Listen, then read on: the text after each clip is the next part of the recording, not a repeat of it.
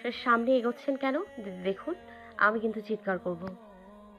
মেয়েটির কথা শুনে সামনে থাকা ব্যক্তিটি উচ্চস্বরে হেসে উঠল, যেন সে কোনো জোকস শুনিয়েছে। তারপর ব্যক্তিটি মুখের কাঠিন্যতা বজায় রেখে বলে, তাই নাকি? বেবি চিৎকার করবে? অগ্নি চৌধুরী জায়গা এটা, যেখানে তার অনুমতি ছাড়া একটা পাতাও নড়ে না। সেখানে তুই যদি চিৎকার করতে করতে মরেও যাস, কেউ আসবে না। বলেই আহান এক পা করে সামনে এগোতে থাকে। ইয়ানা কিছুটা ভয় পেয়ে যায়। মেয়েরা সব কিছুর সাথে লড়তে পারে, কিন্তু যখন কেউ তার ইজ্জতের দিকে হাত বাড়ায়, তখন পরিস্থিতির উপর ভিত্তি করে কেউ সাহসী হয়ে ওঠে, আবার কেউ সবচেয়ে দুর্বল। ইয়ানা যথাসম্ভব নিজেকে ঠিক রাখার চেষ্টা করছে, কিন্তু তার সামনে স্বয়ং অগ্নি চৌধুরী দাঁড়িয়ে আছে, যার সাথে মোকাবিলা করা অসম্ভব। আনের রাগে চোখ দুটি লাল হয়ে গেছে, কপালের রগগুলো ফুলে নীল হয়ে আছে, ফর্সা হওয়ার দরুন পুরো মুখ লাল হয়ে গেছে। আহানের মনে হচ্ছে ইয়ানাকে শেষ করে দিতে। আহান ইয়ানার সামনে গিয়ে মুখ চেপে ধরে দাঁতে দাঁত চেপে বলে, এখন এত পিছাচ্ছিস কেন? তোর ইচ্ছাই তো পূরণ করছিলাম। পরপুরুষের সঙ্গ পেতে খুব ভালো লাগে তোর, তাই না? একজন দিয়ে মন ভরে না, তাই আরেকজন নিয়ে নিয়েছিস। বল, কি আছে ওই ছেলেটার মধ্যে যা আমার মধ্যে নেই? আমার চেয়ে কি বেশি সুখ দেয়? নাকি এতক্ষণে ও বেডে নিয়ে চলে গেছে, কিন্তু আমি নিতে পারিনি? ইয়ানা আহানের কথা সহ্য করতে না পেরে দুহাত চেপে ধরে বলে, প্লিজ চুপ করুন। আর নিতে পারছি না। ছি, কি জঘন্য চিন্তা ভাবনা আপনার। লজ্জা করে না একটা মেয়ে সম্পর্কে এসব বলতে? আহান ইয়ানার কথা শুনে রেগে চিৎকার দিয়ে বলে, না, করে না লজ্জা। কারণ তোরা সব মেয়েরা ছলনাময়ী। একজনকে দিয়ে হয় না, পরে আরেকজনের বেডে চলে যাস। আর আজ আমি তোর সেই আশা পূরণ করব, যাতে কারোর কাছে না যেতে। ফ্ল্যাশব্যাক। প্রত্যেকটা ছেলে মেয়ে ভার্সিটিতে পা রেখে জীবন যুদ্ধের একরাশ আশা আর স্বপ্ন নিয়ে, কিন্তু কে জানতো এই আশার স্বপ্ন প্রথম দিন ওই দুঃস্বপ্নে পরিণত হবে।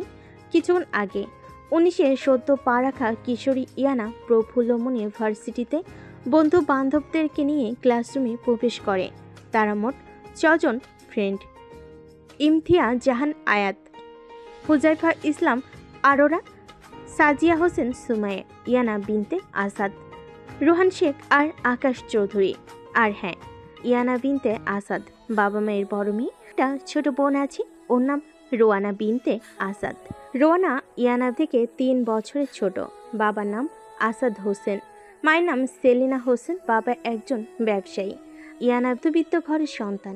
এই ইয়ানার ছোট্ট পরিচয়। এখন গল্পে ফিরে আসা যাক। স্যার ক্লাসে না থাকায় সবাই একসাথে বসে ক্লাসে আড্ডা দিচ্ছিলাম।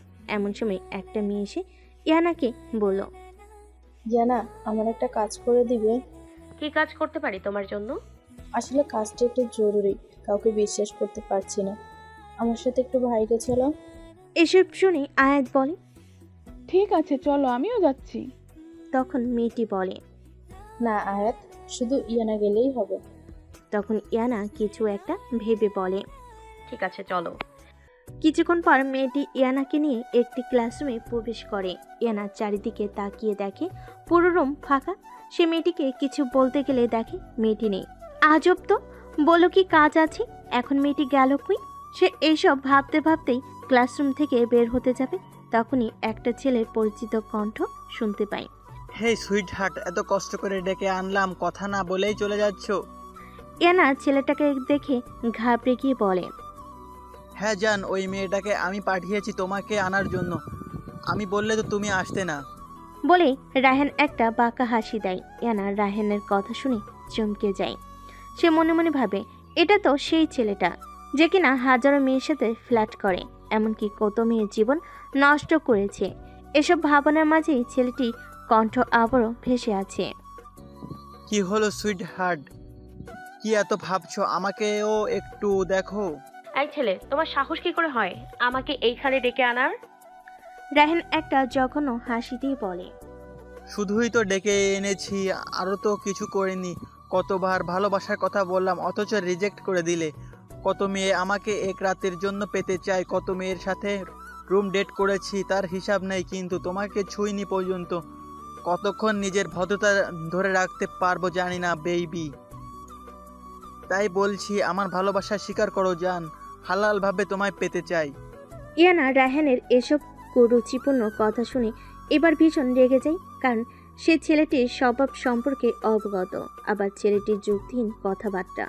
রেগে গিয়ে নিজের হিতাহিত জ্ঞান হারিয়ে ছেলেটির কলার ধরে দাঁতে দাঁত চেপে বলে ওঠে, ইউ বাস্টার্ড! আর কত মেয়ের জীবন নষ্ট করবি? হ্যাঁ, তোর মতো ছেলেদের দেখলেও ঘৃণা হয়, আর ভালোবাসা তো বিলাসিতা মাত্র। আর কখনো যদি আমার সামনে আসিস আর এই নোংরা মুখে আমার নাম উচ্চারণ করিস তো এর মাঝেই রায়হান বলে ওঠে, তো তো কি করবে জান? ইউ নো, তুমি কি জানো তুমি রাগলে কি হট লাগে, মন চাই। রায়হান ইয়ানার যাওয়ার পানে চেয়ে অদ্ভুত রকমের বাঁকা হাসি দিয়ে চলে যায়। এই রায়হান শেখের শরীরে একটা মাছি পর্যন্ত বসতে পারে না, আর সেই জায়গায় তুমি আমাকে থাপ্পড় মেরেছো জান। এর ফল তো তোমাকে ভোগ করতেই হবে। তোমাকে যখন মেলায় দেখেছি তখনই ভেবে নিয়েছি তোমায় একদিন হলেও চাই, সেটা জোরে হোক বা স্বেচ্ছায়। এরপর রায়হান ওখান থেকে চলে যায়। ইয়ানা রাগে দুঃখে ক্লাসরুমে প্রবেশ করে। তার এই বিধ্বস্ত অবস্থা দেখে আরোরা বলে, কি রে, তোর চোখ মুখ এমন দেখাচ্ছে কেন? কিছু হয়েছে নাকি? আর এই মেয়েটি বা কি বললো? ইয়ানা এবার নিজেকে একটু স্বাভাবিক করে বলে। এর আরে কিছু না, কি হবে? প্রতি উত্তরে আকাশ বলে, বোকা পেয়েছিস আমাদের, নাকি ছোট বাচ্চা ভাবছিস? তোর চোখ মুখ দেখে মনে হচ্ছে কোনো যুদ্ধ থেকে পরাজিত হয়ে এসেছিস, আর বলছিস কি কিচ্ছু হয়নি। এবার ইয়ানা ঠোঁট উল্টে কান্না শুরু করে দেয়। ইয়ানের পরিবারের পর কেউ যদি আপন হয়ে থাকে তাহলে এই বন্ধুগুলো। একটু সমস্যা হলেই জানি কিভাবে বোঝা যায়। এই যে বলে না, রক্তের সম্পর্ক ছাড়াও আত্মার সম্পর্ক বড় সম্পর্ক। ইয়ানার কান্না দেখে রোহান বলে ওঠে, কিরে, বাসর রাতে কি তোর জামাই পলাইছে নাকি যে এমন মরা কান্না জোড়াইছস? রোহানের কথা শুনে আয়াত বলে ওঠে, রোহানের বাচ্চা, তুই চুপ করবি? দেখছস মেয়েটা ভয় পেয়ে আছে। এই চুপ কর তোরা। ইয়ানা বেবি, বল তো কি হয়েছে? এবার ইয়ানা সবকিছু খুলে বলে। সমস্ত কথা শুনে রোহান বলে, আরে বোন, কার পাল্লায় পড়ছি? রায়হান কালো জগতের সাথে সম্পর্ক এমন কোনো খারাপ কাজ নেই যে ও করে না। ফোন করা ওর নিত্যদিনের কাজ। হ্যাঁ, কয়েকদিন আগে একটা রেপ হয়েছে। ধারণা করা হয়েছে এটা রায়হানে করেছে, কিন্তু তার ভয়ে কেউ কিছু বলতে পারে না। আকাশের কথোপকথন শুনে মুখে শব্দ উচ্চারণ করে বলে, এই শালার সাহস কি করা হয় তোকে স্পর্শ করার? একে তো আমি। শান্ত হ ভাই, এখন রাগ করার সময় নয়। ঠান্ডা মাথায় সব কিছু ভাবতে হবে। ওর কথাই সকলে সম্মতি জানায়। আকাশও একটু স্বাভাবিক হয়ে আসে। রায়হান বলে গেছে ও 2 মাসের জন্য দেশের বাইরে যাচ্ছে, কোনো একটা গুরুত্বপূর্ণ কাজে। কি আর কাজ? গিয়ে দেখ কোনো খুন করতে গেছে। সে যাই হোক, তবে 2 মাসের জন্য ইয়ানা বিপদমুক্ত। তবে একবার যেহেতু এই গুন্ডার নজর তোর উপর পড়েছে, এত সহজে সে পিছু ছাড়বে না। তবে ওর হাত থেকে বাঁচার জন্য আমাদের কিছু একটা করতে হবে। তবে আদৌ কি বাঁচা সম্ভব? ইয়ানা, তোমাকে প্রিন্সিপাল স্যার ডাকছে, বলেছে ও ওনার অফিস রুমে যেতে। তবে সুমাইয়া ইয়ানাকে আশ্বাস দিয়ে বলে, যা। ইয়ানাও বাধ্য মেয়ের মতো চলে যায়। ইয়ানা প্রিন্সিপাল স্যারের রুমের সামনে গিয়ে আতঙ্কিত সুরে বলে, স্যার আসতে পারি? হ্যাঁ হ্যাঁ আসো, তোমার জন্যই অপেক্ষা করছি। কেন স্যার, কিছু কি হয়েছে? এরপর প্রিন্সিপাল স্যার ইয়ানার সামনে মোবাইলে কয়েকটি ছবি দেখায়, যা দেখে ইয়ানার পায়ের নিচ থেকে মাটি সরে যায়। ও ভাবতে থাকে, আরে এগুলো তো ওইসব ছবি যে রায়হান আমাকে জড়িয়ে ধরেছিল, কিন্তু ছবিগুলো তুলো কি? ইয়ানার এসব ভাবনার মধ্যেই প্রিন্সিপাল স্যারের গাম্ভীর্যপূর্ণ কথা কানে ভেসে আসে। ইয়ানা, তোমার থেকে এটা আশা করিনি। তুমি আমাদের ভার্সিটির মেধাবী ও ভালো একজন শিক্ষার্থী, আর তুমি কি না ছি। আর হ্যাঁ, এসব করার যদি ইচ্ছে হয় তাহলে ভার্সিটির বাইরে গিয়ে করো। দয়া করে ভার্সিটির পরিবেশ নষ্ট করো না। ইয়ানা প্রিন্সিপাল স্যারের কথা শুনে মাথা নিচু করে রাখে। ওরই বা কি বলার আছে? ছবিগুলো তো সত্যি। সে আর ভাবতে পারছে না। কাঁদতে কাঁদতে ভার্সিটি থেকে বাইরে চলে আসে, মোবাইলটা অফ করে দেয়। কিছুক্ষণ একা থাকা প্রয়োজন। তাকে আজ পর্যন্ত কেউ চরিত্র নিয়ে কথা বলতে পারেনি, আর আজকে কিনা অনেক না করেও দোষী। কাঁদতে কাঁদতে সে এক পর্যায়ে একটা জনমানবহীন পরিত্যক্ত গোডাউনের সামনে গিয়ে প্রবেশ করে। সে কোথায় যাচ্ছে তার কোনো খেয়াল নেই, শুধু প্রিন্সিপাল স্যারের কথাগুলোই কানে ভাসছে। এক পর্যায়ে সে ক্লান্ত হয়ে গোডাউনের সামনে বসে পড়ে। এমন সময় এই রাস্তা দিয়ে চৌধুরী গ্রুপ অফ ইন্ডাস্ট্রির মালিক আহান চৌধুরী যাচ্ছিল, তবে তার আশেপাশে কোনো খেয়াল নেই। সে গাড়িতে হেলান দিয়ে আপন মনে কোনো কিছু ভেবে চলছিল। তার ভাবনার ছেদ ঘটে তার পাশে বসে থাকা রায়ানের কথা শুনে। এই সন্ধ্যাবেলায় এমন একটা জঘন্যতম জায়গায় একা একটি মেয়ে কি করছে? আন রায়ানের কথা শুনে মুখে বিরক্তির ছাপ নেই, বাইরে তাকিয়ে বলে, কে কোথায় আছে না দেখে গাড়ি স্টার্ট কর। ব্রো, তুই খুব ভালো করেই জানিস জায়গাটা মেয়েটার জন্য সেফ না। এটা রায়হানের এলাকা, একটু পরে রায়হানের লোকেরা যাওয়া আসা করবে। তারা যদি একা একটি মেয়েকে দেখে তাহলে তার অবস্থা খারাপ করে ফেলবে। তুই একটু বস, আমি দেখে আসছি। এ বলে রায়ান গাড়ি থেকে বের হতে নিলেই আহান হাত চেপে ধরে রেগে বলে ওঠে, তোর যে পায়ে ব্যথা এটা ভুলে গিয়েছিস? কোন সাহসে এখন বের হতে নিচ্ছিস? রায়ান এবার একটু ইনোসেন্ট ফেস নিয়ে বলে, কি করব বল, এমন একটা মেয়েকে তো আর জমের দুয়ারে ফেলে দিতে পারি না। আর তুই ওই যাবি না? তোর তো আবার মেয়ে দোষ আছে। আহান রায়ানের ইনোসেন্ট ফেস করা মুখের কথা শুনে বিড়বিড় করে বলে, ঠিক আছে, তুই বস, আমি দেখছি। রায়ান এবার খুশিতে গদগদ হয়ে বলে, ঠিক আছে যা। আহান কিছুটা বিরক্তি নিয়ে নেমে ইয়ানার সামনে গিয়ে দাঁড়ায়, কিন্তু ইয়ানার কোনো খেয়াল নেই। এসব দেখে আহান রাগে কিছুটা হুঙ্কার দিয়ে বলে, এই মেয়ে, জানের মায়া নেই? এই সন্ধ্যায় এমন একটা নিষিদ্ধ জায়গায় কি করছো? আহানের ধমকে ইয়ানার ধ্যান ভাঙ্গি। সে এত সময় অতীতে ডুবেছিল। সে এবার মুখ তুলে আহানের দিকে তাকায়। আহান ইয়ানাকে দেখে চমকে ওঠে। এক মুহূর্তের জন্য মনে হচ্ছে জীবন থমকে গেছে। সে সৌন্দর্য একটি গভীর অনির্বচনীয় অনুভূতি, যা সংসারের সকল সীমাকে অতিক্রম করতে পারে। কখনো সেটা বাহ্যভাবে বা অভ্যন্তরীণ, কিন্তু তার অবস্থান সংসারে নিবিড়। কিছুটা সৌন্দর্য এতটাই মোহনীয় যে তার মায়ে আচ্ছন্ন হয়ে মানুষ সব কিছু ভুলে যায়। হিতাহিত জ্ঞান যেন মিলিয়ে যায় এক অদ্ভুত ঘোরের জগতে। আহান ইয়ানাকে দেখে চমকে ওঠে। এই মুহূর্তের জন্য মনে হচ্ছে জীবন থমকে গেছে।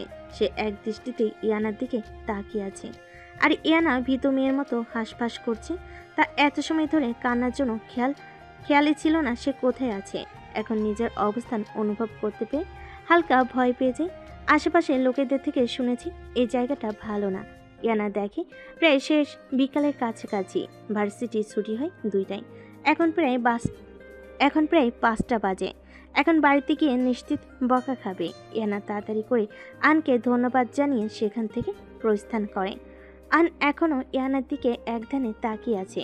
দেখতে দেখতে ইয়ানা আনের দৃষ্টির সীমানা অতিক্রম করে, কিন্তু তার এদিকে কোনো খেয়াল নেই। তার ধ্যান ভাঙে রায়হানের ডাক শুনে। এইখানে কি আজ রাত কাটাবি নাকি? মেয়েটা চলে গেছে, এখন ওইখানে দাঁড়িয়ে কি করিস?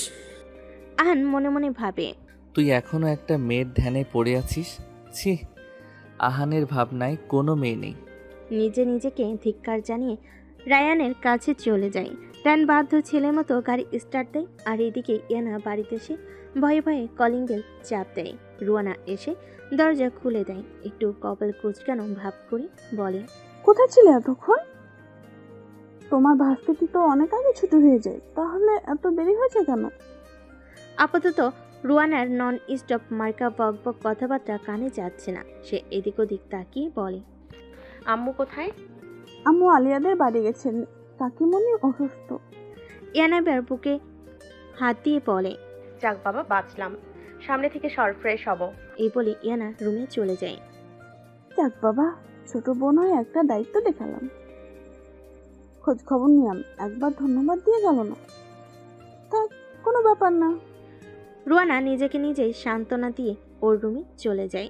ইয়ানা ফ্রেশ হয়ে গিয়ে বিছানায় বসে মোবাইল অন করে। হায় আল্লাহ, 80টা মিস কল। আজ আমি শেষ।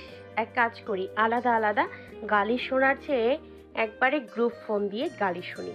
আজ তো আমার গালি খাওয়া দিবস। ইনায়া কিচ্ছু করার নেই, তোর কষ্ট করে হজম করে নিস। এসব ভাবতে ভাবতে ইয়ানা ফ্রেন্ড গ্রুপে ফোন দিতেই সবে ফোন রিসিভ করে। এতক্ষণ ধরে যেন ইয়ানার ফোনের অপেক্ষায় ছিল তারা, ফোন রিসিভ করতেই। শয়তান, বানর, বিড়াল, কুত্তা, কই ছিলি এতক্ষণ? তুই জানিস তোকে খুঁজতে খুঁজতে আমরা হয়রান। এখন আন্টিকে ফোন দিতাম, পরে দেখি তোর মিস কল। আচ্ছা বলতো, যেখানেই যাস বলে গেলে সমস্যা কি ছিল? আর ফোনই বা সুইচ অফ রাখছস কেন? ও বলে যাবে কেন? বলে গেলে তো আর জামাইয়ের সাথে সময় কাটাতে পারবে না। তোরে মন চাইতেছে নর্মদায় গিয়ে চুবাইতাম, শয়তান ছেড়ি। একবার বলে গেলে কি হতো? আরে থাম সবাই, রাগ দেখানোর সময় পরেও পাওয়া যাবে। ইয়ানা বেবি, বলতো কি হয়েছে? প্রিন্সিপালের সাথে দেখা করে কোথায় গিয়েছিলি? আর আমাদের জানিয়ে যাসনি কেন? রুহান এবার আরোরাকে ভেঙ্গিয়ে বলে। হে বেবি বলো। আরোরা ঠোঁট উল্টে বলে, কিভাবে বলবো? ফোন দিচ্ছি পর থেকে তো গালি শুরু করেছিস তোরা। ঢং না করে বল, না হলে মোবাইলের ভিতরে ঢুইকা পিটানো শুরু করমু, শয়তান ছেড়ি। ইয়ানা বুঝতে পারে সবাই তার উপর ভীষণ রেগে আছে, বেশি কথা বলা ঠিক হবে না। এবার ইয়ানা একটা স্বস্তি ফেলে এক এক করে সব বলতে থাকে। কিন্তু ওই ছবিগুলো তুললো কে? আর প্রিন্সিপাল স্যারকেই বা কে দিল? এতে কি লাভ হতে পারে? হয়তো রায়হানের তুলছে। আরে না, রায়হান হবে না। যদি ইয়ানাকে ওর সবার সামনে খারাপ করার ইচ্ছেই থাকতো তাহলে সে অনেক আগেই করতে পারতো। তার জন্য প্রিন্সিপাল স্যার প্রয়োজন হতো না, ও নিজের করতে পারতো। আমার মনে হয় না রায়হান ইয়ানার কোনো ক্ষতি করবে। আয়াত, আমি যা ভাবছি তুইও কি তাই ভাবছিস? পেয়ে গেছি কে ছবিটা তুলেছে, এখন শুধু শিওর হওয়া দরকার। কে আর কার কথা বলছিস? ইয়ানার বয়ফ্রেন্ড যে ছিল তার এখনকার প্রেমিকা মো। হোয়াট? সেই ইয়ানাকে সব সময় হিংসে করে, লেখাপড়া থেকে শুরু করে সব কিছুই। এমনকি সাইমনের সাথে যে সম্পর্কে জড়িয়েছে তা হিংসে থেকেই। এখন তাদের সম্পর্কের অধপতন। বেচারা সৌন্দর্যের মোহে পড়ে মোহের কাছে গিয়েছিল, তাই ইয়ানার সাথে সম্পর্ক বিচ্ছেদ করেছে। কিন্তু এখনও সে ইয়ানাকে পছন্দ করে, তাই মৌ ইয়ানাকে আগের থেকে আরো বেশি সহ্য করতে পারে না। এখন মৌ কোনোভাবে হয়তো রায়হান আর ইয়ানাকে দেখে নিয়েছিল, তাই ছবি তুলে নিয়েছে আর প্রিন্সিপাল স্যারকে দিয়ে দেয়। ইয়ানাকে ছোট করার বড় একটা সুযোগ হাতছাড়া কিভাবে করবে বল? এই মেয়েকে না আমার দেখলেই মনে হয় কয়েকটা দিই, কিন্তু মেয়ে বলে নিজেকে নিয়ন্ত্রণ করে রাখি। গায়ে পড়া স্বভাবের মেয়ে একটা। তাদের এসব কথার মাঝেই তার মায়ের ডাক পড়ে। কিরে, খাবার খায়ে যা। ইয়ানা সকলের থেকে বিদায় নিয়ে নিচে চলে যায় খাবার খেতে। আম্মু, কাকিমণির শরীর এখন কেমন? আগের চেয়ে একটু ভালো। তুই গিয়ে একটু দেখে আসিস। ঠিক আছে, ভার্সিটি যাওয়ার সময় দেখে যাবো রে। এখন তাড়াতাড়ি খাবার দাও, ক্ষুধা লাগছে। ইয়ানা খাবার খেয়ে ঘুমের দেশে তলিয়ে যায়, কিন্তু ও যে কোনো একজনের ঘুম হারাম করে দিয়ে এসেছে, সে কি তা জানে? এদিকে আহান বাসে এসে ফ্রেশ হয়ে ঘুমোতে গেলে কিছুতে সে ঘুমাতে পারছে না।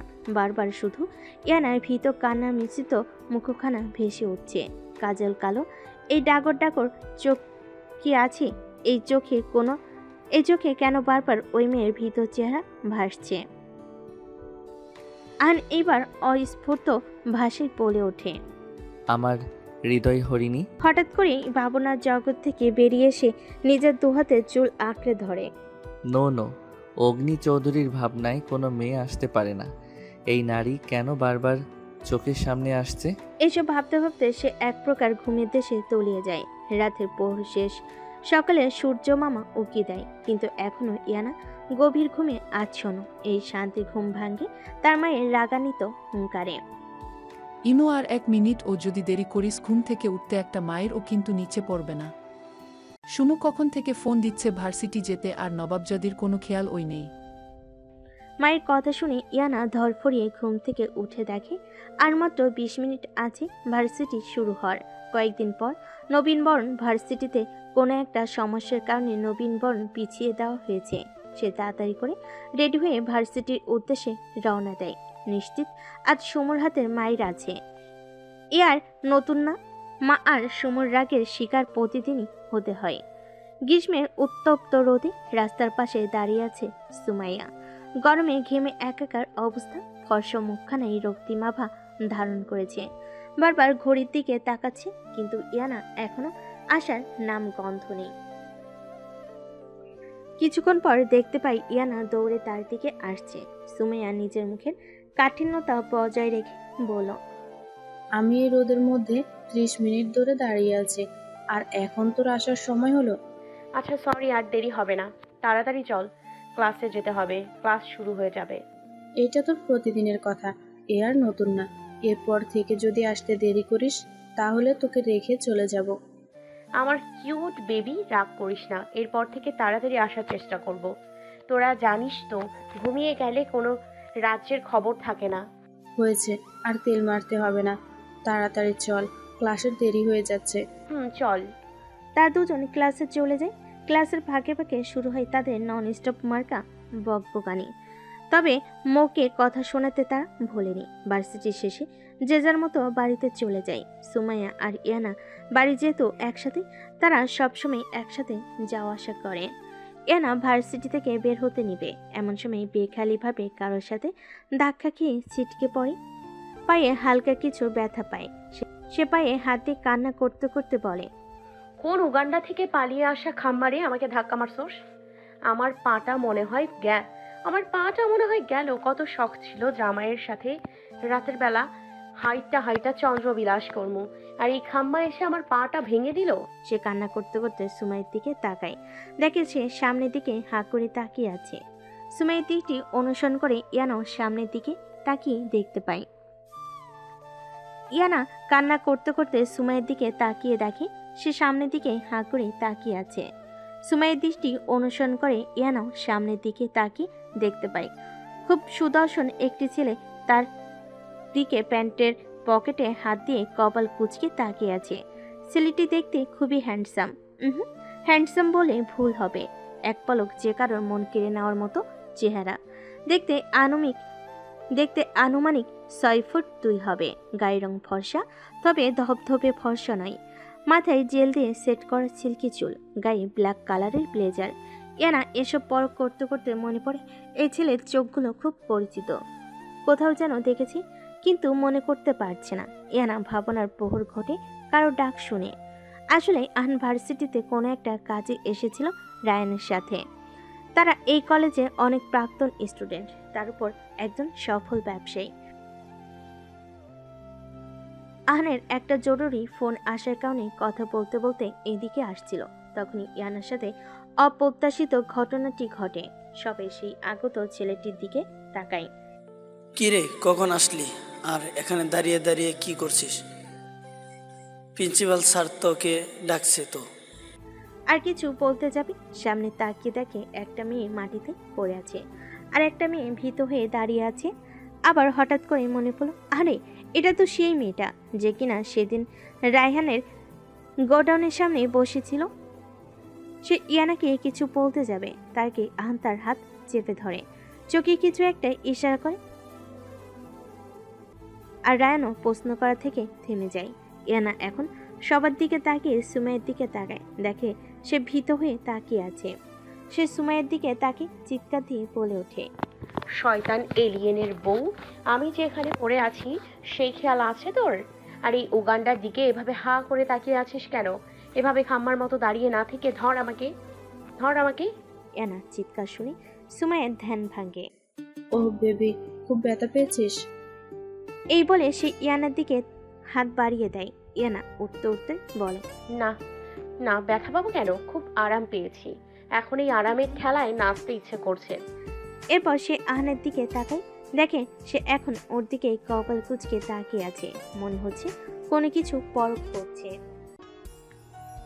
এবার ইয়ানা একটু রাগী কণ্ঠে বলে, এই যে মিস্টার, একে তো ধাক্কা দিয়ে ফেলে দিয়েছেন, তার ওপর এখন সরি না বলে দাঁড়িয়ে দাঁড়িয়ে মজা দেখছেন।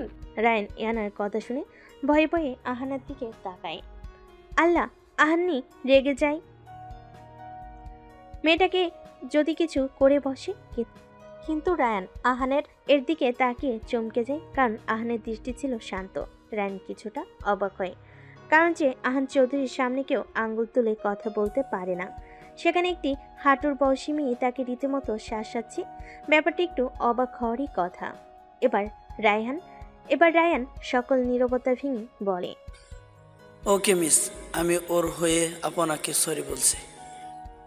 কেন, ধাক্কা কি আমি আপনার সাথে খেয়েছি যে সরি আপনি বলবেন? ওকে, সমস্যা নেই, আমার মনটা অনেক বড়। যান, ক্ষমা করে দিলাম। এই বলে ইয়ানা সুমাইয়ের হাত ধরে এখান থেকে চলে যায়। শালা, এখনো এখানে দাঁড়িয়ে আছিস কেন? চল, প্রিন্সিপাল স্যারের কাছে কি এই কাজে এসেছিলে বলে গেছিস? তবে আজ তোর সাথে অনেক হিসাব বাকি আছে। আজকে বিষয়টা ঠিক হজম হচ্ছে না। এবার তারা প্রিন্সিপাল স্যারের রুমে চলে যায়। এদিকে ইয়ানা রাগে ফুঁসতে ফুঁসতে বাড়ির ভেতর চলে আসে। রুয়ানা ইয়ানার এই অবস্থা দেখে বলে, কি হয়েছে আপু, এভাবে কালসাপের মতো মুখ করে রেখেছিস কেন? রুয়ানার এই কথাটি যেন ছিল ইয়ানার রাগে ঘি ঢালার মতো। মনে রং লাগছে সেই জন্য এমন করছি। কেন, তোর কোনো সমস্যা? এই বলে সে হন হন করে নিজের রুমে চলে যায়। যা বাবা, এমন কি বললাম যে রেগে গেল? যা ইচ্ছা করুক, আমার কি। আসলে দু বোনের সম্পর্ক এরকম। রুয়ানা বোকার মতো কিছু একটা বলবে, ইয়ানা রেগে যাবে, কিন্তু দুজনের জন্য প্রাণ। একদিন কথা না বলে থাকতে পারে না। এদিকে আহান আর রায়ান প্রিন্সিপাল স্যারের সাথে কাজ শেষ করে বাসায় ফিরছিল। এমন সময় রায়ান দেখে আহান কিছু একটা ভাবছে আর মুখে হালকা হাসি রেখা ফুটে উঠছে। এমনই দুপুরের ঘটনার পর থেকে সে অবাক হয়ে আছে। এখন আহানের এভাবে একা হাসতে দেখে সে অবাকের চরম সীমানায় পৌঁছেছে। তার বন্ধুকে কোনো ভূতে ধরল না তো? আবার মনে মনে ভাবে, ভূতের তো আর কোনো খাইয়া দেয়া কাজ নেই, এমন একটা নিরামিষের কাছে আসবে। মনেরটা মনে রাখলো। সে আর প্রকাশ না করে আহানকে প্রশ্ন করলো, কি হয়েছে তোর? আজ তো বল। দুপুরে মেয়েটা তোকে এতগুলো কথা বলল আর তুই কিছুই বললি না। সামান্য রাগের আভাসও দেখতে পেলাম না যে আহান চৌধুরীর সামনে সামান্য আঙ্গুল তুলে কথা বলার কারণে তার আঙ্গুলগুলো কেটে দিয়েছিল। আজ একটা মেয়ে এতগুলো কথা বলে গেল, সে কিছুই বলল না। How imaging. আহান হঠাৎ করে বলে ওঠে, বলিস না। রায়ান এবার কিছুটা অবাক হয়ে বলে, কি বলবো না? আর কাকে কি বলবো না? এই মেয়েটাকে বলিস না যে আমি গোল্ডেন অফ মাফিয়া গ্রুপের লিডার অগ্নি চৌধুরী। সে শুধু জানবে আমি চৌধুরী গ্রুপ অফ ইন্ডাস্ট্রির মালিক সাজিদ চৌধুরীর ছেলে আহান চৌধুরী। আর এটাও বলিস না যে ওই দিন মাস্ক পরা ছেলেটা আমি ছিলাম। আমি ওর সামনে নিজের ভয়ঙ্কর রূপ আনতে চাই না। এই দুদিনে ওকে যতটুকু দেখেছি, ও খুবই নরম ও চঞ্চল স্বভাবের মেয়ে। ভয়ঙ্কর রূপটা ও সহ্য করতে পারবে না। কিন্তু যদি আমার কথার অবাধ্য হয়, তাহলে আমি আহান চৌধুরী থেকে অগ্নি চৌধুরী হতেও বেশি সময় নেব না। রায়ান শুধু আহানের কথাগুলো শুনে হাঁ করে তাকিয়ে আছে। এটা কি তার বন্ধু মাফিয়া লিডার অগ্নি, যে কিনা কোনো মেয়েকে সহ্য করতে পারে না? সে কিনা আজ একটা মেয়ের প্রতি এতটা পসেসিভ? মেয়েটা চঞ্চল নাকি বোকা সেটাও পরখ করছে। তার মানে কি তার বন্ধুর মনে প্রেমের ফুল ফুটছে? তাহলে সে এখন নিরামিষ থেকে আমিষ হবে? ভাবতে যেন খুশিতে আত্মহারা। আহান এবার রায়ানের দিকে তাকিয়ে দেখে সে কোনো দিকে হাঁ করে তাকিয়ে আছে।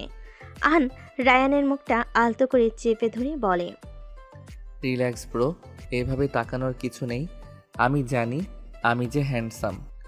রায়ান এবার আহানকে কিছু একটা বলতে যাবে, তার আগেই আহান মুখটা গম্ভীর করে বলে ওঠে, চুপ, আর একটা কথাও বলবি না। কখন থেকে বকবক করে মাথা শেষ করে দিচ্ছিস? অনেক বলেছি আর শুনেছি, আর না। যদি আর একটা কথাও বলিস তাহলে এখানে রেখেই আমি চলে যাব। আর হ্যাঁ, মেয়েটার সমস্ত বায়োডাটা আমি চাই। কি নাম, কোথায় থাকে, বাবা মা কী করে, কিসে পড়ে, মানে সমস্ত কিছু। রায়ান শুধু বোকার মতো মাথা নাড়িয়ে হ্যামূলক সম্মতি জানিয়ে গাড়ি ড্রাইভে মনোযোগ দেয়। দেখতে দেখতে তারা বাড়ির সামনে এসে পড়ে। আন একটা আলাদা বাসায় থাকে। বাসাটা ঠিক জঙ্গলের দিকে। কাজ করতে করতে অতিরিক্ত রাত হয়ে গেলে রায়ান আহানের সাথে চলে আসে। আজও রায়ান আনের বাংলোতে এসেছে। রায়ান একজন গোয়েন্দা অফিসার। আন মাঝে মাঝে চৌধুরী ভিলায় যায়। কোনো এক কারণে সে সবার থেকে আলাদা থাকে। আন ফ্রেশ হয়ে আয়নার সামনে গিয়ে দাঁড়ায়।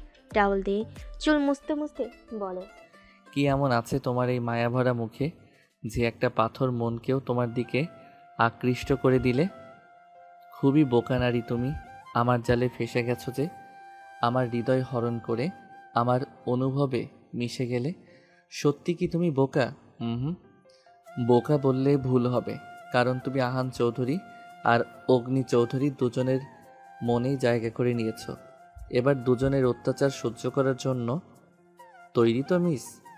এই বলে সে অট্ট হাসিতে ফেটে পড়ল, যে হাসির শব্দ দেওয়ালে ধাক্কা খেয়ে বিকট আওয়াজের সৃষ্টি হয়েছে। রাতের এই নীরবতায় হাসিটা খুবই ভয়ঙ্কর লাগলো। সাধারণ মানুষ দেখলে যে কেউ ভয় পেয়ে যাবে। দেখতে দেখতে রাতের প্রহর ঘনিয়ে সূর্যি মামা উকি দিল। আবারও ইয়ানার ঘুম ভাঙল মায়ের চিৎকার শুনে। সে আরামে ঘুম থেকে উঠেই হঠাৎ পায়ের দিকে খেয়াল করে দেখে কাল যে পায়ে ব্যথা পেয়েছিল সে জায়গায় মলম লাগানো। ইয়ানা অবাক হয়ে ভাবে, আমার যতটুকু মনে আছে আমি তো ফ্রেশ হয়ে ঘুমিয়ে গিয়েছিলাম, মলম তো লাগাইনি। আর আম্মু আব্বু আর রুয়ানাও তো জানে না যে আমি পায়ে ব্যথা পেয়ে, তাহলে মলম লাগালো কে? সে এসব ভাবতে ভাবতে বিছানা থেকে উঠতে যাবে, তখনই বালিশের কাছে একটি চিরকুট দেখতে পাই। ওখানে লেখা ছিল, মলম কে লাগিয়েছে সেটা না ভেবে দেখো, টেবিলের উপরে একটা ওষুধ রাখা আছে, সেটা বাধ্য মেয়ের মতো খেয়ে নাও, তাহলে ব্যথাটা কমে যাবে আর হাঁটতেও অসুবিধা হবে না। এখন চুপচাপ খাওয়া দাওয়া করে ভার্সিটিতে যাবা। আর হ্যাঁ, মলম কে লাগিয়েছে আর কে তোমাকে এসব বলছে সেটা এই ছোট্ট মাথায় না ঢুকিয়ে আমার কথা মতো চলো, কারণ আমি অবাধ্যতা পছন্দ করি না। আর এখন থেকে এমন চিরকুট আর উপদেশ সব সময় পাবে, তাই তোমারই মঙ্গল, আমার অবাধ্য না হও। ইয়ানা চিঠিটা পড়ে হতভম্ব হয়ে বসে রইল। সে মনে মনে ভাবতে লাগলো, আমার যে পায়ের ব্যথা সেটা ওই লোক জানলো কিভাবে? তাহলে কি যে লোকটার সাথে ধাক্কা খেয়েছিলাম সে এসেছিল? যদি তাই হয় তাহলে আজকে জিজ্ঞাসা করব সাহস কি করে হয় আমার রুমে আসার, তারপর আমাকে এরকম হুমকি স্বরূপ চিঠি দিয়ে যাওয়ার। সে এসব ভাবতে ভাবতে ফের সে ভার্সিটির উদ্দেশ্যে রওনা দেয়। আর এদিকে আহান এখনও গভীর ঘুমে আচ্ছন্ন, কারণ সে সারা রাত ঘুমাতে পারেনি। নিজের হৃদয় হরণকারিণীকে দেখায় মগ্ন ছিল। সে ব্যক্তি আর কেউ নয়, আহান ছিল, যে ইয়ানাকে গিয়ে আঘাতপ্রাপ্ত জায়গায় মলম দিয়ে লাগিয়ে এসেছে। আর এই চিরকুটটা দেয়। আন যখন ঘুমোতে যাবে তখন তার মোবাইলে একটা নোটিফিকেশন আসে, দেখে রায়ান দিয়েছে। তারপর সে নোটিফিকেশন ওপেন করে দেখে ইয়ানার বায়োডাটা। যেহেতু রায়ান একজন গোয়েন্দা অফিসার, তাই ইয়ানার বায়োডাটা জোগাড় করতে বেশি সময় লাগেনি। আন ও ইয়ানার বায়োডাটাটা পেয়ে আর দেরি করেনি, চলে যায় নিজের হৃদয় হরণের ব্যথা উপশম করতে। এদিকে ইয়ানা ভার্সিটিতে প্রবেশ করে, তখনই সুমাইয়া বলে ওঠে, কি হয়েছে বলতো? সারা রাস্তা মুখ গোমরা করে এসেছিস। ইয়ানা কিছু একটা ভেবে সুমাইয়াকে সবকিছু খুলে বলে। কি বলিস? আমি তো প্রথম দিকে ক্রাশ খেয়ে ফেলেছিলাম। আমি যতটুকু ধারণা করেছি খুবই ভদ্র একটি ছেলে। ভদ্র না কচু, একটা মেয়ের রুমে যে নখ ছাড়া ঢোকা যায় না সেই ম্যানার্সটুকুও নেই। ঠিক আছে, ক্লাসে চল। আকাশ, রোহান এদের সবাইকে বলবো না। না, এদেরকে কিছু বলার দরকার নেই। এমনিতেই রায়হানের ব্যাপারটা নিয়ে চিন্তিত সবাই, তাদের আর চিন্তায় ফেলতে চাই না। ঠিক আছে, বলবো না, তবে চিন্তা করিস না, আমি তো পাশে আছি। তারা দুজন ভার্সিটিতে চলে যায়। শুরু হয় তাদের ক্লাসের ফাঁকে ফাঁকে একসাথে বসে আড্ডা। একসময় ভার্সিটির ছুটি হয়ে যায়। আজও যে যার মতো বাড়িতে চলে যায়। ইয়ানা আর সুমাইয়া রাস্তা দিয়ে হাঁটছিল। এমন সময় দেখতে পায় একটি ছেলে গাড়িতে হেলান দিয়ে দাঁড়িয়ে আছে। তার সামনে আরেকটি ছেলে বিরক্তি নিয়ে দাঁড়িয়ে আছে। ভালো করে খেয়াল করে দেখে, আরে এটা তো সেই ছেলেটা যার সাথে কাল ভার্সিটিতে ধাক্কা খেয়েছিল। ইয়ানা সুমাইয়াকে বলে, ওই দেখ দেখ তো ছেলেটাকে চিনতে পারিস কিনা? সুমু এইদিকে তাকিয়ে ইয়ানার কথার মানে বুঝতে পারে ছেলের দুইটার কাছে চলে যায়। ইয়ানা কি সামনে দাঁড়িয়ে রেগে বলে, আপনার সাহস কি করে হয় আমার বাড়িতে যাওয়ার, আমাকে ওই রকম হুমকি দেওয়ার? আন যেন এমন প্রশ্নেরই আশা করছিল। সে নিজের মুখের গভীরতা বজায় রেখে ইয়ানার দিকে তাকিয়ে বলে, কাল থেকে আমি তোমার উদ্ধতা সহ্য করছি। কি প্রমাণ আছে আমি কাল তোমাদের বাড়িতে গেছি? কি হও তুমি, আমার আত্মীয় নাকি তোমার বাবার মেয়ের জামাই যে রাতের বেলা জামাই আপ্যায়ন খেতে যাব? ইয়ানা এবার কিছুটা ভেবে ভরকে যায়। ঠিক উনি আমাদের বাড়িতে যাবেন কি করে? কালকে মাত্র দেখা হলো, আর বাড়ি বা চিনবে কিভাবে? না জেনে শুনে কত কি বলে ফেললাম। দেখে তো মনে হচ্ছে লোকটা এবার ভীষণ রেগে গেছে। সরি বলে এখান থেকে কেটে পড়ি। আসলে আমি দুঃখিত, আপনার সাথে এমন বিহেভ করা আমার ঠিক হয়নি। আমার যাচাই করা উচিত ছিল। ওই কাল আমাকে কেউ একটা হুমকির চিঠি দেয়, খুব ভয়ে ছিলাম তাই আপনাকে এসে বলি, কিছু মনে করবেন না। ক্ষমা করে দিলাম, আমার মনটা আবার অনেক বড়। ইয়ান এবার চোখ বড় বড় করে তাকায় আর ওরবানি ও কি শোনাচ্ছে। এই যে মিস, মানে ইয়ানার পাশে থাকা বান্ধবী, নিজের বান্ধবীকে বুঝিয়েন। হঠাৎ করে কারো ওপর দোষ দেওয়া উচিত নয়। সুমাইয়া রায়ানের কথা শুনে বিরক্ত হয়ে বলল, এই বলে তারা এখান থেকে চলে যায়। তারপর দেখতে দেখতে এক সপ্তাহ চলে গেল, আর এরই মাঝে ইয়ানা আর আহানের সম্পর্কে একটা চেনা জানার জায়গা নিল। সাথে আয়াত, রায়ান, আরোরা, আকাশ, রুহান, সুমাইয়া তারাও একে অপরের সাথে পরিচিত হলো। ওই দিনের পরে ইয়ানা ও আর আহান ওরফে অগ্নি দেওয়া কোনো চিঠি পায়নি। কাল তাদের ভার্সিটির নবীনবরণ অনুষ্ঠান, তাই সবাই ভার্সিটি শেষে তাড়াতাড়ি বাড়িতে ফিরে আসে। কাল অনেক সাজুগুজু করবে। ছেলেরা কালো পাঞ্জাবি আর মেয়েরা কালো শাড়ি। ইয়ানা সকালে কিভাবে সাজবে, কিভাবে সাজলে ভালো লাগবে, এসব ভাবতে ভাবতে ক্লান্ত হয়ে ঘুমিয়ে পড়ে। কারণ কাল অনুষ্ঠান, ফলে ভার্সিটিতে অনেক কাজ করতে হয়েছে। বিছানায় গা এলিয়ে দিতেই তলিয়ে যায় ঘুমের রাজ্যে। মধ্যরাতে মনে হলো ঘুমের মধ্যে কে যেন গভীরভাবে পর্যবেক্ষণ করছে।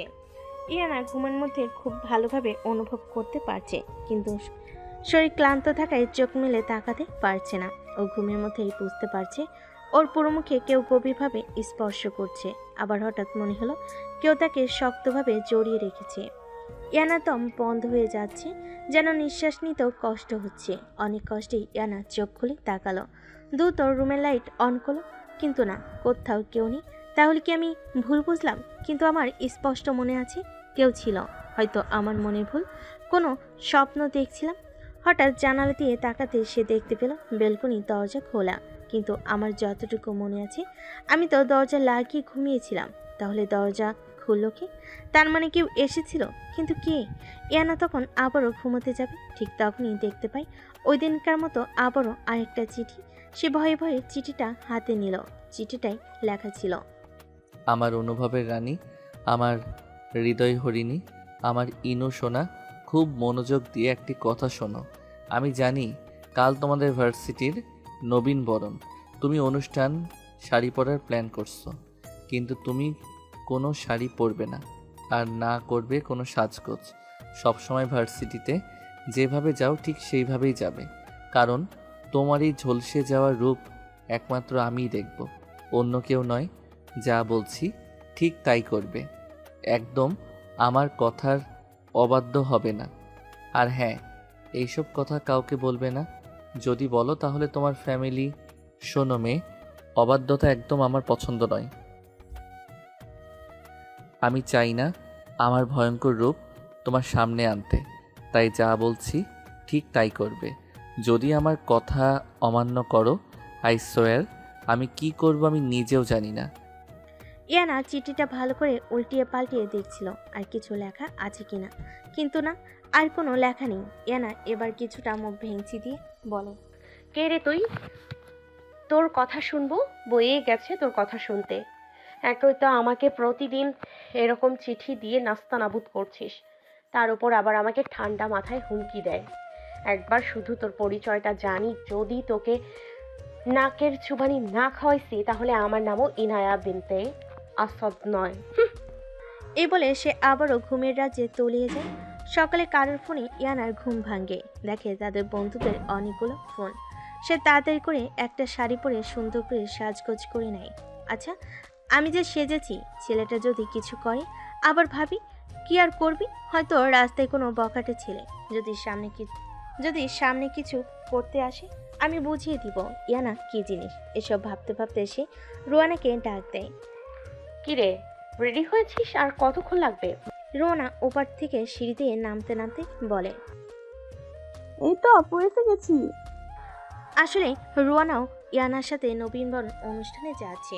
ইয়ানা রোয়ানাকে দেখে বলে, মাশাআল্লাহ, আমার বোনটাকে তো খুব সুন্দর লাগছে, যেন কারোর নজর না পড়ে।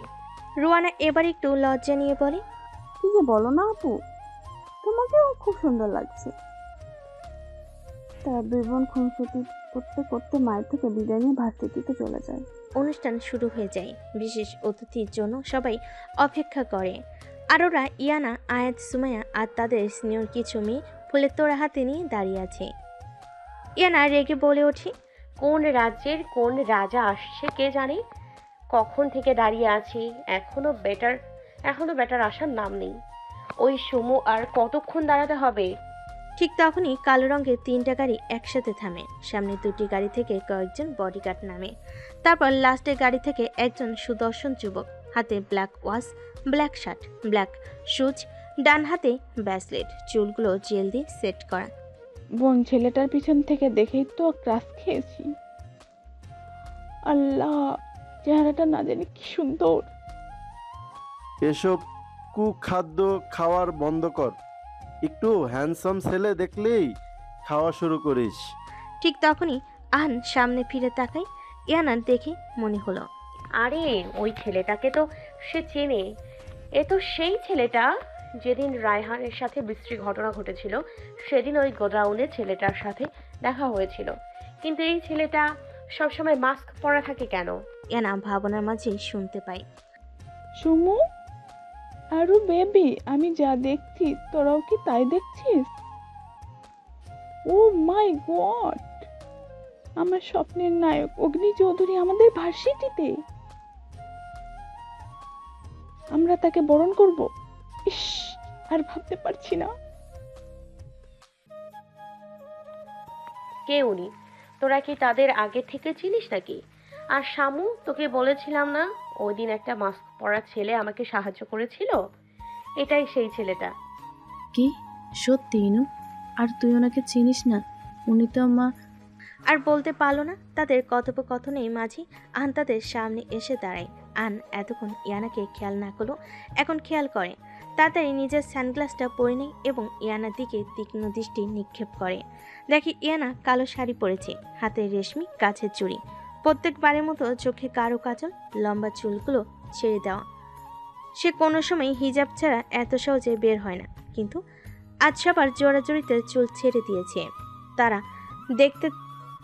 তাদের দেখতে থাকুক। আসেন, আগে আহান আর অগ্নির কথা খোলাসা করি। আহান আর অগ্নি একই ব্যক্তি, কিন্তু তাদের কাজ ভিন্ন। মাফিয়ার জগতে সবাই তাকে অগ্নি নামে চিনে, আর শীত দ্বারাই সবসময় আগুনের আভা নিশ্চিত হয়। লাভা বলতে অতিরিক্ত রাগকে বোঝানো হয়েছে। আর সাধারণ লোকজন সবাই ব্যবসায়ী আহান। তবে যদি বলা হয় আহান আর অগ্নি একই মুদ্রায় এপিট ওপিট, তাহলে ভুল হবে। আহানও খুব রাগী। এই যে বলে না, মানুষ যতই রূপ পাল্টাক, কিন্তু স্বভাব তো আর পাল্টাতে পারে না। আসলে আহান চায় না সে মাফিয়া জগতে সম্পৃক্ত হওয়ার কারণে তাদের আপনজনের ক্ষতি হোক। আহান এবার ইয়ানাকে দেখে চোয়াল শক্ত হয়ে আসে। রাগে সে তত্তর করে কাঁপতে থাকে। হাতের রগগুলো ফুলে ওঠে, চোখগুলো লাল আকার ধারণ করে। এই মুহূর্তে মনে হচ্ছে ইয়ানাকে শেষ করে দিতে। আহান রাগী দৃষ্টি নিক্ষেপ করে ইয়ানার দিকে তাকিয়ে আছে। ইয়ানা মালা পরাতে নিলে আহান হাত দিয়ে থামিয়ে দেয়। সাহিয়ার আবরার অগ্নি চৌধুরী, যার তার হাতে মালা পরে না, আর তোমাদের মতো মেয়েদের থেকে তো নাই। আহানের কথা শুনে সবাই অবাক দৃষ্টিতে তাকিয়ে আছে। সবচেয়ে বেশি অবাক হয়েছে ইয়ানা, কারণ ওনাকে তো সে চিনেও না। আমাকে এমন একটা কথা কিভাবে বলতে পারলো? হতে পারি আমরা মধ্যবিত্ত, ওনার চেয়ে টাকা কম, কিন্তু আমাদের আত্মসম্মান আছে। ইয়ানা এবার কিছু বলতে গেলে কিছু বলিস না, শুধু শুধু ঝামেলা হবে। ইয়ানা মালা না পরিয়ে এক প্রকার রাগি ওখান থেকে চলে গেল। আনকে সবাই সম্মানের সহিত স্টেজে নিয়ে যায়। এদিকে ইয়ানা একটা রুমে এসে নানান জিনিস ভাবতে লাগলো। তখন তাদের হল্লা পার্টি হুড়মুড়িয়ে রুমে ঢুকে। কি রে, তুই এখানে বসে কি করছিস? একটু পরে আমাদের নাচের পারফরমেন্স ভুলে গিয়েছিস? না, আমি নাচবো না, মন ভালো নেই। কি কি বলছিস এসব? নাচবি না মানে? ইনু বেবি, যদি আমরা পারফরমেন্স না করতে পারি তাহলে আমাদের পুরো ডিপার্টমেন্টের নাম বদনাম হবে। তুই কি চাস আমাদের ডিপার্টমেন্টের নাম বদনাম হোক? কত কষ্ট করে একটা ক্রাশ খাইছিলাম, আরে উনি আমার স্বপ্নের নায়ক ছিলেন, পুরো বাস দিয়ে দিল। কিন্তু আমি যতদূর জানি অগ্নি চৌধুরী তো মেয়েদের খুব সম্মান করেন, তাহলে তোর সাথে এমন করলো কেন? আরে ওরা বড়লোক বাবার বখাটে ছেলে, সবার সামনে ভালো সাজার মুখোশ পরে থাকে। আর তাছাড়া উনি তো একজন মাফিয়া লিডার, ওনার কাছে কোনো কিছুই ভালো প্রত্যাশা করার বেকার। কি? উনি একজন মাফিয়া? কেন, তুই জানিস না? ওনাকে তো সবাই চিনে, আবার সবাই জমের মতো ভয় পায়। উনি অন্যায়কে কখনো প্রশ্রয় দেয় না। উনি খুব সাংঘাতিক। উনি ওনার শত্রুদের মৃত্যুর চেয়ে ভয়ঙ্কর মৃত্যু দেয়। তাই তো সবার ক্রাশ হলে কি হবে, কারোর এত সাহস হয়নি তাকে প্রপোজ করার। আমি শুনছি উনি যদি কাউকে খুন করে তাহলে তার অস্তিত্বের খবরও কেউ পায় না। হ্যাঁ, এবার তুই বল, উনি একজন মাফিয়া। উনি কি বলল কি না বলল তা নিয়ে বসে থাকলে তো আর হবে না। একদম ঠিক বলেছিস। কে উনি যে ওনার কথা শুনে কষ্ট পাবো? চল রেডি হই, একটু পরে পারফরমেন্স শুরু হবে, লেটস গো। সবাই ইয়ানার দিকে অবাক হয়ে তাকিয়ে আছে। এইমাত্র ও তো কানা করে বুক ভাসাচ্ছিল, আর এখন সব হওয়া। কি হলো, তোরা সবাই আমার দিকে এইভাবে তাকিয়ে আছিস কেন? আমি কি এলিয়েন? না, তুই এলিয়েন হতে যাবি কেন? তুই তো এলিয়েনের বউ। রুহাইনার বাচ্চা, কি বললি তুই? এ থাম তোরা, তাড়াতাড়ি রেডি হ। তারা যার যার মতো একটু রিহার্সেল করে স্টেজের ওইখানে চলে যায়। গিয়ে দেখে আন কিছু বক্তব্য পেশ করছে। তারা এক জায়গায় গিয়ে বসে পড়ে।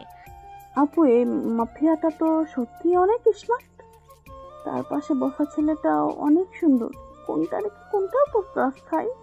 তা তো বুঝলাম রুই মাছ, কিন্তু এই মাফিয়া এখনো মাস্ক আর সানগ্লাস পরে আছে কেন? কানা নাকি? আরে না, উনি কানা নয়, উনি সবসময় এভাবেই থাকেন। আসলে উনি চেহারা সচরাচর কেউ দেখেনি, তবে শুনেছি উনি নাকি খুব সুন্দর, একদম মন কেড়ে নেবার মতো চেহারা। বাহ, ওনার ব্যাপারে তো অনেক জানিস দেখছি। আসলে ওনার সকল ইন্টারভিউ আমি দেখেছি, তাই। আরেক ব্যাটার তো দেখবি, তাদের কাজ তো ওইটাই হলো ছেলেদের দেখে এইসব কুখাদ্য খাওয়া। একদম কুখাদ্য বলবে না রোহান ভাইয়া, এটা আমাদের জন্মগত অধিকার। তাদের কথার মাঝখানে প্রিন্সিপাল স্যার তাদের ডাক দেয়। তারাও স্টেজে চলে যায়। ইয়ানার নাম শুনে ইয়ানার দিকে তাকায়, দেখে সে স্টেজে উঠে একটা ছেলের সাথে ফিসফিসিয়ে কথা বলছে, যা দেখে জল শক্ত হয়ে আসে। রাগে হিতাহিত জ্ঞান হারিয়ে ফেলে। কোনো একটা কাজের কথা বলে স্টেজ থেকে নেমে আসে ইয়ানা। তারাও নাচ শেষ করে গিয়ে যে যার জায়গায় গিয়ে বসে। কি রুই মাছ নাচ কেমন হলো? আমাকে একদম রুই মাছ বলবে না ভাইয়া, তবে তোমাদের নাচ খুব সুন্দর হয়েছে। তাদের কথার মাঝেই স্কুলের পিয়ন এসে বলে, ইয়ানা, জাফর স্যার তোমাকে ডাকছে। কেন ভাইয়া? সেটা আমি কি করে বলবো, তুমি স্যারকে গিয়ে জিজ্ঞাসা করো। ইয়ানা চলে যায়। জাফর স্যারের রুমে ঢুকতে যাবে এমন সময় কেউ একজন ইয়ানার হাত ধরে হ্যাঁচকা টান দিয়ে একটা রুমে নিয়ে ফেলে দেয়। ইয়ানা টাল সামলাতে না পেরে বেঞ্চের উপর গিয়ে বাড়ি খায়। সাথে সাথে মাথা ফেটে তরলক্ত বের হওয়া শুরু করে। ইয়ানা মাথায় হাত দিয়ে উঠতে যাবে এমন সময় আহান ইয়ানার মুখ চেপে ধরে। ইয়ানা ছোটার জন্য ছটফট করছে, কিন্তু সে সামনে থাকা ব্যক্তিটির শক্তির সঙ্গে পেরে উঠছে না। আহান এবার প্রচণ্ড রেগে যায় ও ইয়ানার দুহাত দেওয়ালের সাথে চেপে ধরে ঠোঁটে ঠোঁট বসিয়ে দেয়। এই মুহূর্তেই আহান রাগে বশবর্তী হয়ে একটা হিংস্র হায়নার চেয়েও কম লাগছে না। ইয়ানা আগত ব্যক্তিটির থেকে তার জন্য ছটফট শুরু করে। এবার আহান রেগে গিয়ে ইয়ানার ঠোঁটে কামড় বসিয়ে দেয়। ইয়ানা ব্যথায় কুকড়িয়ে ওঠে। মনে হচ্ছে ঠোঁট থেকে রক্ত বেরোচ্ছে, কিন্তু সামনে থাকা ব্যক্তিটি কোনো হেলদোল নেই। ইয়ানা ব্যথা সহ্য করতে না পেরে চিৎকার দিয়ে ওঠে আর কাঁদতে কাঁদতে বলে, কে আপনি? আমার সাথে এমন করেছেন কেন? একটা মেয়েকে তার অনুমতি ছাড়া ছোঁয়ার সাহস কি করে হয় আপনার? ইয়ানার এই কথা যেন রাগ আরও বাড়িয়ে দেয়। সে তার কোমরে গুজে থাকা গানটা মুখের ভেতর ঢুকিয়ে রাগের চিৎকার দিয়ে বলে, চুপ! যদি আর একটা কথাও মুখ থেকে উচ্চারণ করো তাহলে এখানেই শেষ করে দেব তোমায়। ইয়ানা, সাহস কি করে হয় তোর আমার কথা অবাধ্য করার? বারণ করেছিলাম না শাড়ি পরতে? বল কেন পরেছিস? শাড়ি পরেছিস তো পরেছিস, আবার নাচতেও চলে গেলি। ছেলেদের রূপে দেখাতে খুব ইচ্ছা, তাই না? আহান এবার ইয়ানার মুখে থাকা গানটাকে আরেকটু চেপে ধরে বলে, মেরে দেয় কি বলিস? এমনিতেও আমার অবাধ্য যারা হয় তাদের বাঁচিয়ে রাখি না, তোকে কেন বাঁচিয়ে রাখবো বলতো? ইয়ান এবার ভয়ে ফুপিয়ে কেঁদে ওঠে। ইয়ানার কান্নার শব্দ আহানের কানে আসতেই যেন ওর হুঁশ আসে। তাড়াতাড়ি করে নিজের গানটা ইয়ানার মুখ থেকে নামিয়ে নিজ জায়গায় রেখে দেয়। ইয়ানা যে এতক্ষণ নিজের প্রাণ ফিরে পেল। আর এবার ইয়ানার দুই গালে আলতো হাত রেখে বলে, ইনু বেবি, প্লিজ কান্না থামাও। কেন অবাধ্য হও আমার? এরপর থেকে যেন এমন ভুল আর না হয়, কেমন? তবে একটা কথা মনে রেখো, তোমাকে চাই আমার, আমার অনুভব তুমি। এই বলে সামনে থাকা ব্যক্তিটি তাড়াতাড়ি করে রুম ত্যাগ করে। ইয়ানা আহানের কথা শুনে স্তব্ধ হয়ে বসে রইল। কি বলে গেল লোকটা? আপু কোন সময় প্রিন্সিপাল রুমে গেল, এখন আসছে না কেন? হয়তো স্যারের কোনো কাজ করে দিচ্ছে। মাথা মোটা, আজকে নবীন বরণ। স্যার কোনো কাজ আজ দিতে যাবে না, করার কাল তো করেছি। ঠিক আছে তোমরা বসো, আমি আপুকে নিয়ে আসছি। তুই নিয়ে আসবি? তুই প্রিন্সিপালের রুম চিনিস? তোরা বস, আমি নিয়ে আসছি। না না ভাইয়া, আমি চিনি। তাছাড়া একটু পর তোমার আকাশ ভাইয়ার একটা প্রোগ্রাম আছে, তোমরা বসো, আমি যাচ্ছি। ঠিক আছে, যা। রুয়ানা প্রিন্সিপালের রুমে যাচ্ছিল। ঠিক সে সময় বেখেয়ালিভাবে হাঁটার কারণে কারোর সাথে ধাক্কা খেয়ে ছিটকে পড়ে জোরে চিৎকার দিয়ে ওঠে। আকাশসমূহ তারা যেহেতু ব্যানারের লাস্টের দিক দিয়ে বসেছিল, আশঙ্কিক ঘটনায় সবাই পিছু ফিরে তাকায়। দেখে রুয়ানা মাটিতে পড়ে আছে আর সামনে একটা সুদর্শন ছেলে দাঁড়িয়ে আছে। তারা সবাই রুয়ানার কাছে যায়। শালা এলাকন্দা, দেখে হাঁটতে পারিস না? আমার শরীরটা কি তোর বাপের পৈতৃক সম্পত্তি যে দৈত্যের মতো আমাকে ফেলে দিলি? শালা লেজবিহীন হাতি, আমার মতো একটা বাচ্চা মেয়েকে ফেলে দিলি? এইসব বলতে বলতে রুয়ানা উঠে দাঁড়ায়। পাগলি খেপেছে, আর কিছু বলার আগে তোরা আটকা গিয়ে। তারা সবাই রুয়ানাকে কিছু বলতে যাবে, তার আগে ছেলেটি রুয়ানার পিছন দিয়ে হাত মুচড়ে ধরে দাঁতে দাঁত চেপে বলে, হাউ ডেয়ার ইউ! সাহস হয় কি করে এরকম অভদ্রতা ভাষায় গালিগালাজ করার? এইটুকু একটা পিচ্চি মেয়ে মুখের ভাষায় এই হাল?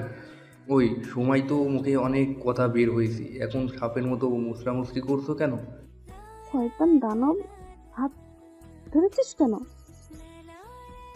আমাকে বাচ্চা মেয়ে পেয়ে নির্যাতন করছিস? একবার শুধু আমার জামাইটারে আসতে দে, পরে বুঝামো মজা। কি তুমি ম্যারিড? এইটুকু একটা মেয়ে বিয়েও করে ফেললে? এই জন্যই তো বলি ভাষার কেন এই হাল? আরে ভবিষ্যৎ ভাই, ভবিষ্যৎ জামাইয়ের কথা বলছি। এই তুমি কি পাগল? সবাই দাঁড়িয়ে সার্কাস দেখছিস কেন? আটকা গিয়ে পাগল রে, খেপেছে ভালো করেই, আল্লাহই জানে। আর কি কি বলতে শুরু করে। ঠিক তখনই একটি ছেলে এসে বলে, কিরে ইউবি, তুই এখানে কেন? আহান বলল ও নাকি আজ বাড়ি যাবে, তাই তাড়াতাড়ি চলে গেছে। আরে রায়ান ভাইয়া, আপনি এখানে? আহান ভাইয়াও এসেছে নাকি? কই, ওনাকে তো দেখিনি। আব্বু এসেছিল তো, তবে আবার চলে গেছে। বাড়িতে একটু দরকার ছিল, তাই চলে গেছে আর কি। ঠিক তখনই রায়হানের চোখ যায় ইউবির উপর।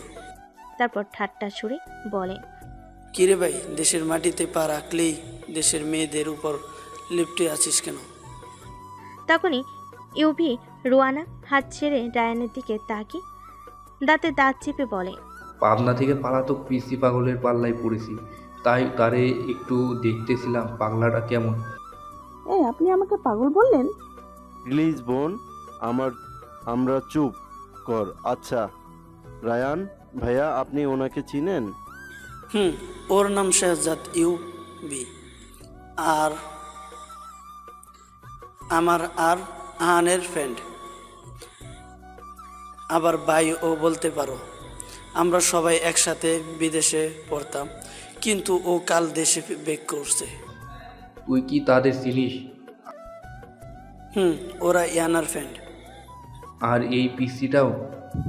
না ভাইয়া, ও আমাদের ছোট বোন, মানে ইয়ানার বোন। কিন্তু আপনি ইয়ানাকে কিভাবে চিনেন ভাইয়া? ইউভি এবার একটু আমতা করে বলে, আরে তোমাদের কথা ওদের থেকে শুনেছি, সবার নাম জানি, বাট মুখ পরিচিত না। আচ্ছা, আপনি? আয়া তার কিছু বলতে পারলো না, তার আগেই ইয়ানা এসে উপস্থিত হয়। ইয়ানার অবস্থা দেখে সবাই ভরকে যায়।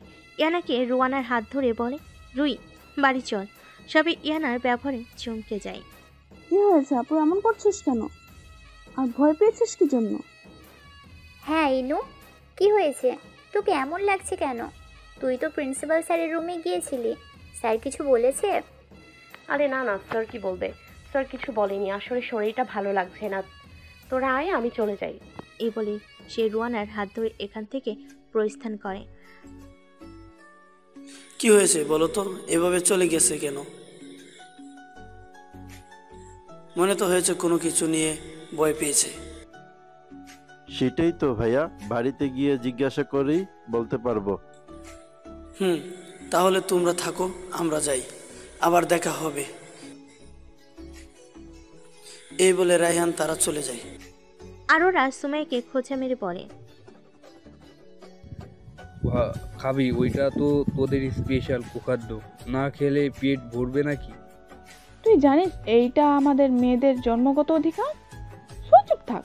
তারা বিভিন্ন কথা বলে অনুষ্ঠান রেখে চলে যায়। উদ্দেশ্য ইয়ানাদের বাড়িতে যাওয়া।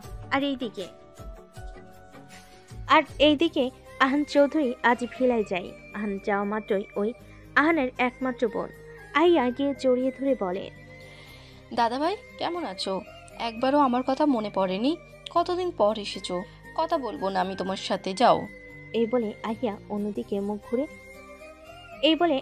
অন্যদিকে ঘুরে মুখ ফুলায়। আহান বুঝতে পারে তার বোন তার উপর ভীষণ ক্ষেপে আছে। আহান এইবার একটা চকলেটের বক্স সামনে নিয়ে বলে, ঠিক আছে, কেউ যদি আমার সাথে কথা বলতে না চায় তবে চকলেটের বক্সটা ফেলে দেয়। কি আর করার, যার জন্য এনেছিলাম সে তো কথাই বলছে না। এই বলে আহান উপরে চলে যেতে নিলেই আহিয়া আহানের হাত থেকে চকলেটের বক্স হুট করে নিয়ে বলে, আরে দাদাভাই কি বলছো? ফেলে দিবে মানে? তুমি জানো না খাবার অপচয় করা ভালো না? ফেলতে হবে না, আমি নিয়ে নিচ্ছি। আহান এবার একটু মুচকি হাসি দিয়ে আহিয়ার মাথায় হাত রেখে বলে, ঠিক আছে, ফেলো না, দাদা ভাইয়ের প্রতি অভিযোগ কমেছে। তোমার সাথে রাগ করে থাকতে পেরেছি কখনো? তুমি আমার বেস্ট ভাইয়া। তাদের কথার মাঝে শুনতে পাই, ভাই এসে বোনকে পেয়ে আমাকে ভুলে গেছে। আহান তাকিয়ে বলে, আরে দাদিমণি, তোমাকে কি ভোলা যায়? বলেই সে জড়িয়ে ধরল। থেকে যা না, একবারের জন্য নিজের বাড়ি রেখে আলাদা থাকিস, এটা কি ভালো দেখায় বল? আহান এবার মুখে গম্ভীরতা বজায় রেখে বলে, না দাদুমণি, এমনটা হবে না, সময় হলে অবশ্যই আসবো। বলে হনহন করে নিজের রুমে চলে যায়। দাদুমণি, ভাইয়া কি রেগে গেল? মনে তো হইতেছে তাই। কবে জানি আমার নাতিটা আগের মতো স্বাভাবিক হয়ে ওঠে।